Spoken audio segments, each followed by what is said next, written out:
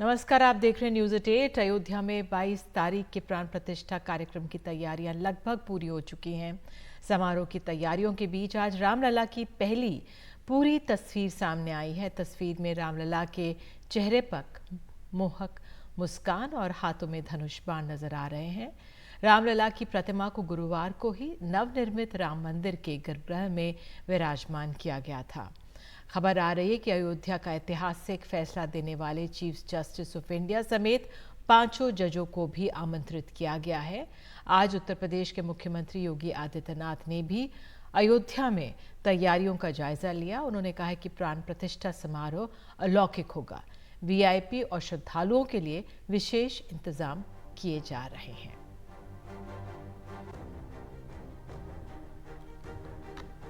स्थानीय स्तर पर प्रशासन ने और प्रदेश सरकार के मंत्रियों ने पहले से ही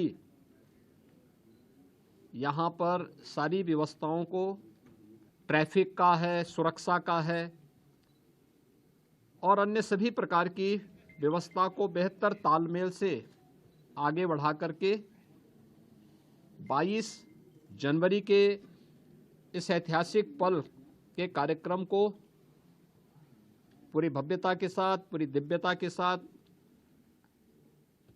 सुरक्षित और सुव्यवस्थित तरीके से संपन्न करने के लिए अपनी तैयारियां लगभग पूरी कर ली हैं।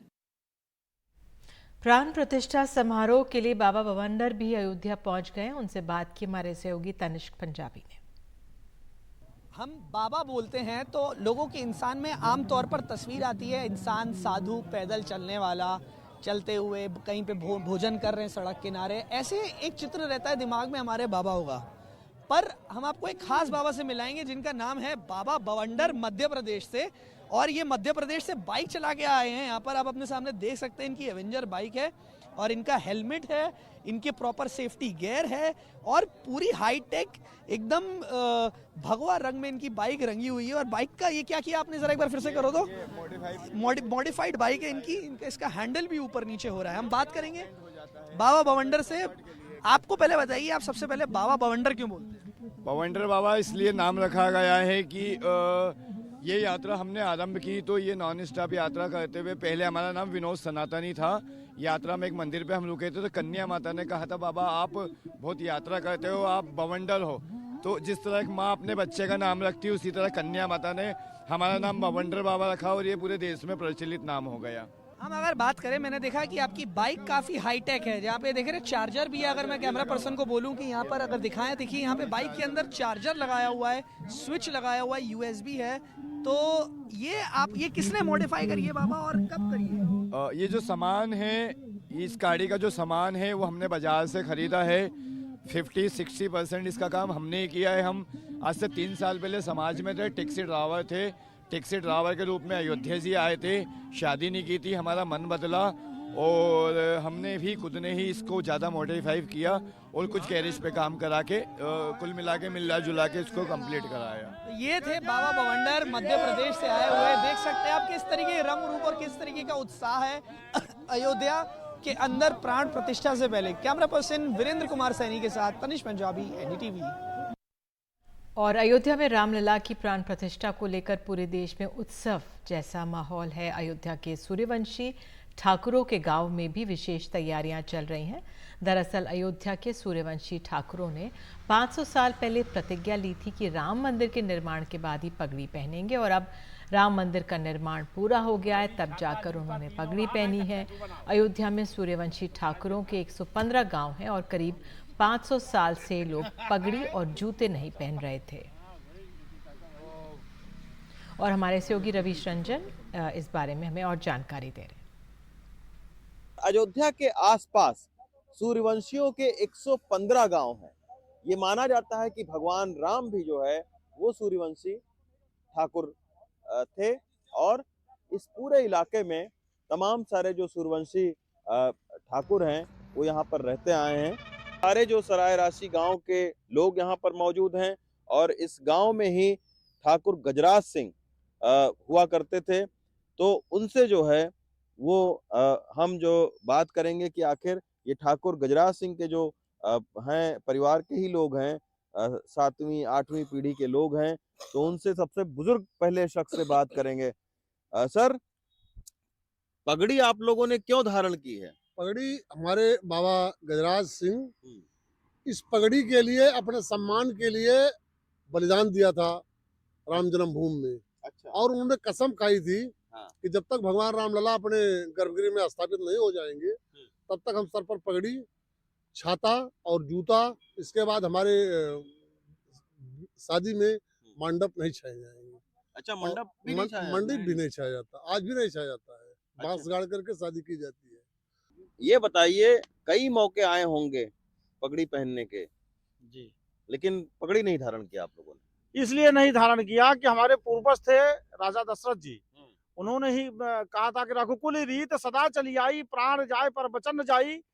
हम लोग मतलब जब छोटे थे तो हम लोगों के दादा बाबा बताते थे कि हमारे पूर्वज ठाकुर गजराज सिंह, जिनकी हम 10वीं पीढ़ी हैं, वो राम जन्मभूमि को बचाने के लिए गए, मुगलों से लड़े थे और वहाँ पे शहीद हो गए थे। तो उन्होंने कसम खाई थी कि पगड़ी नहीं पहनेंगे, जूता नहीं पहनेंगे और छाता नहीं लगाएंगे। तो उसी का आज तक हम लोग पालन करते आ रहे थे। और पिछले दिन 15 तारीख को मकर संक्रांति के दिन हम लोग वहाँ सूर्यकुंड पे अपनी पूजा करके पगड़ी की, वहाँ सूर्य भगवान को अर्पित करके हम लोगों ने पगड़ी धारण की। अयोध्या केस में मुस्लिम पक्ष के याचिकाकर्ता इकबाल अंसारी ने आज कहा है कि वे प्राण प्रतिष्ठा समारोह में शामिल होंगे। इकबाल अंसारी से आज स्वामी सुनील दास ने मुलाकात की। इस दौरान उन्होंने कहा कि मैं अयोध्या का निवासी हूं और हर धर्म का सम्मान करता हूं। मुझे निमंत्रण मिला था और अयोध्या जरूर जाऊंगा। साथ ही कहा कि हम चाहते कि हिंदू और मुस्लिमों के बीच सद्भाव हो। देखिए, हमारा समाज जो है वो जो है हमेशा संदेश देता रहता है हिंदू और मुसलमानों का। जो भी संदेश जाए वो अच्छा ही जाए। जो भी लोग हिंदू और मुसलमानों में जो है ताल्लुकात है वो बने रहना चाहिए। हम जो है अयोध्या वासी हैं, हर धर्मों का सम्मान करते हैं। हमको भी न्योता मिला है, हम भी जाएंगे, हम भी खुश हैं। हम तो जो है चाहते हैं कि हिंदू और मुसलमानों का सौहार्द चाहिए, देश में हिंदू मुसलमानों का प्रेम चाहिए, अयोध्या वासियों का आशीर्वाद चाहिए। और आपको बता दें, अयोध्या में रामलला के प्राण प्रतिष्ठा समारोह के लिए देश भर से लोग उपहार भेज रहे हैं। लखनऊ के एक निवासी आज रामलला के लिए 56 भोग प्रसाद लेकर पहुंचे।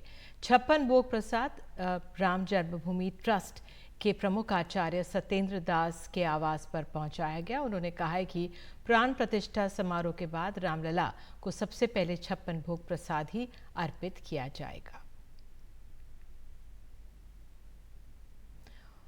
और राम जन्मभूमि के इतिहास पर एक फिल्म जाने माने लेखक अमीश त्रिपाठी ने बनाई है, राम जन्मभूमि रिटर्न ऑफ द स्प्लेंडेड सन। इस फिल्म का 25 जनवरी को एनडीटीवी नेटवर्क पर शाम 7:30 बजे एक्सक्लूसिव प्रीमियर होगा। इसी टीम ने राम को समर्पित एक गीत भी तैयार किया है। इस गीत का एक अंश सुने।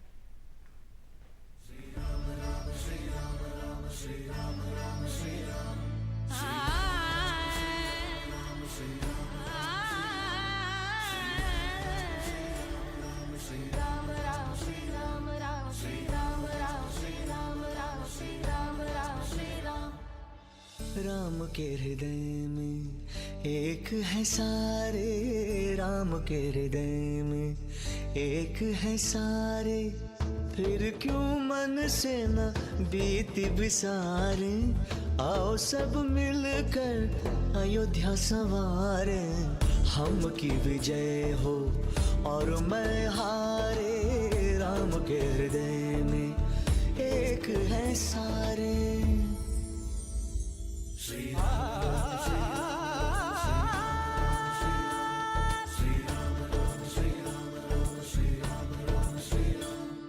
लेके सबकी व्यथा प्रेम सबको दिया, हर एक पल समर्पण ऐसा जीवन जिया, उनके जैसे बन पाए तो धन्य हो ले जीवन सारा, हम कभी जो भटके पथ से माने उनको ही ध्रुव तारा, एक दूजे को दिल से लगाएं, मुस्कानों से घर ये सजाएं, समृद्धि हो हर एक द्वारे, राम के हृदय में एक है सारे।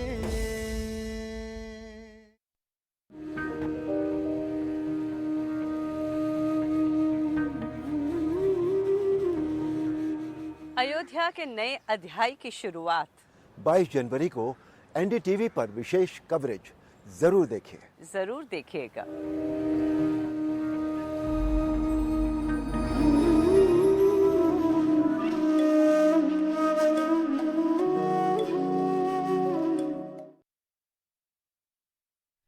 रेप और हत्या के दोषी राम रहीम को एक बार फिर से पैरोल मिल गई है। डेरा सच्चा सौदा प्रमुख राम रहीम इस बार 50 दिन के लिए जेल से बाहर आएगा।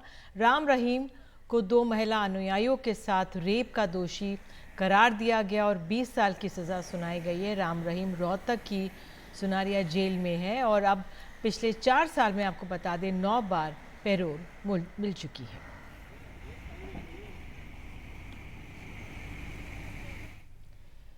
इंदौर के अनाथालय में हुई बर्बरता ने सीमाएं पार की हैं। महाराष्ट्र, गुजरात, राजस्थान, उड़ीसा और मध्य प्रदेश जैसे राज्यों के 21 बच्चों को इंदौर के एक अनाथालय द्वारा प्रताड़ित किया जा रहा था। पुलिस अब दुर्व्यवहार, लोहे के चिमटे से दागने, उनके सामने लाल मिर्च जलाने और रेलिंग में उल्टा लटकाने जैसे भयानक तरीकों से प्रताड़ित करने के आरोप में जांच की जा रही है। एक सरकारी टीम ने अनाथालय में औचक निरीक्षण किया था। शिकायत के बाद पुलिस ने गुरुवार को अनाथालय के 5 कर्मचारियों के खिलाफ बच्चों से क्रूरता का मामला दर्ज किया है।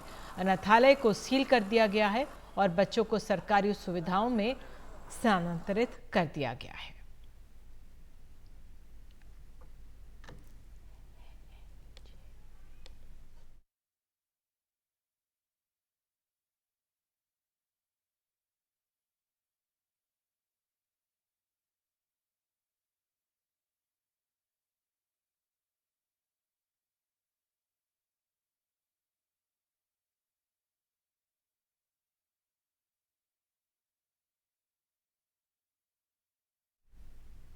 महाराष्ट्र के सोलापुर में जब प्रधानमंत्री आवास योजना के तहत बनी देश की सबसे बड़ी सोसाइटी का लोकार्पण प्रधानमंत्री कर रहे थे तो वो अचानक उनको अपना बचपन याद आ गया और वो भावुक हो गए। मुझे खुशी है कि सोलापुर के हजारों गरीबों के लिए, हजारों मजदूर साथियों के लिए हमने जो संकल्प लिया था वो आज पूरा हो रहा है। आज पीएम आवास योजना के तहत बनी देश की सबसे बड़ी सोसाइटी का लोकार्पण हुआ है। ये चीजें देखता हूं,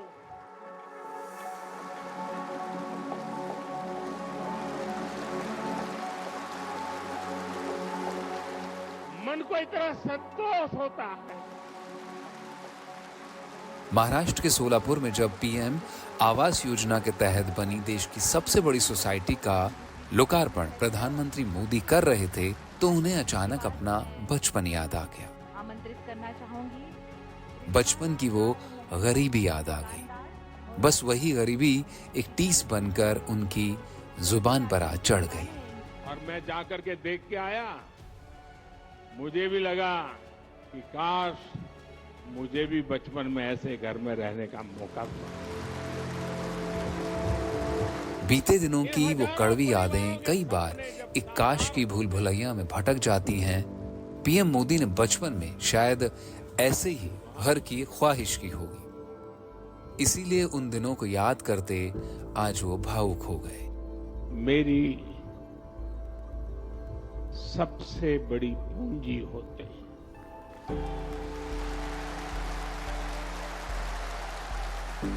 और इतना भावुक हो गए कि आंखें ना करते हुए भी डबडबा गईं, गला रुंध गया।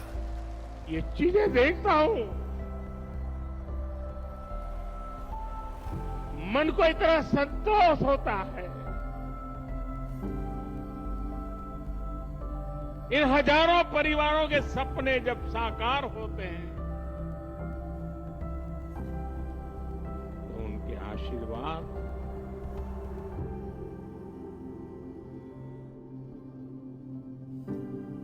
मेरी सबसे बड़ी पूंजी होते हैं। आंसुओं का क्या है, वो बह जाते हैं, लेकिन अपने साथ मन पर छाए कई भार को भी बहा ले जाते हैं। एनडीटीवी के लिए सोलापुर से सुनील सिंह की रिपोर्ट।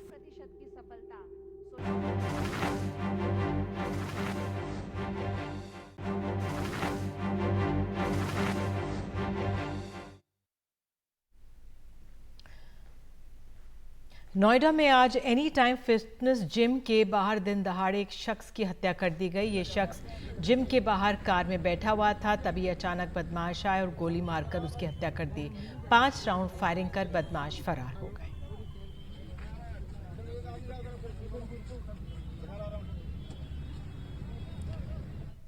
और इसी के साथ न्यूज़ 8 में इतना ही, लेकिन खबरों का सिलसिला एनडीटीवी इंडिया पर जारी रहेगा। नमस्कार।